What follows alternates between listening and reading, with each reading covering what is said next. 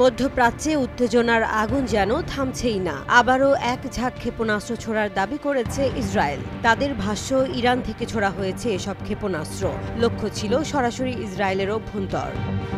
Israeli প্রতিরক্ষা বাহিনী জানিয়েছে, ক্ষেপণাস্ত্র শনাক্ত হওয়ার পর দেশ জুড়ে বাজতে শুরু করে সতর্কতা সাইরেন। নাগরিকদের নিরাপদ বাংকারে যেতে বলা হয় এবং পরবর্তী নির্দেশ না দেয়া পর্যন্ত সেখানেই অবস্থান করতে বলা হয়েছে। পরিস্থিতি এতটাই গুরুতর যে ইসরায়েলের বিমান বাহিনী এরই মধ্যে পাল্টা অভিযান শুরু করেছে। ইরানকে প্রতিহত করতে আকাশপথে মোতায়েন করা হয়েছে যুদ্ধ বিমান। অন্যদিকে ইরানের রাষ্ট্রীয় টেলিভিশনেও ঘোষণা এসেছে, তারা নতুন করে হামলা চালিয়েছে। তবে কী ধরনের অস্ত্র বা কোথায় আঘাত এনেছে সে বিষয়ে বিস্তারিত জানানো হয়নি।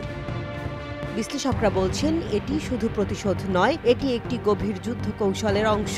একদিকে ড্রোন ও ক্ষেপণাস্ত্র, অন্যদিকে সাইবার আক্রমণ ও প্রোপাগান্ডা। চতুর্মুখী রণাঙ্গনে পরিণত হয়েছে তেহরান ও তেল আবিবের সম্পর্ক।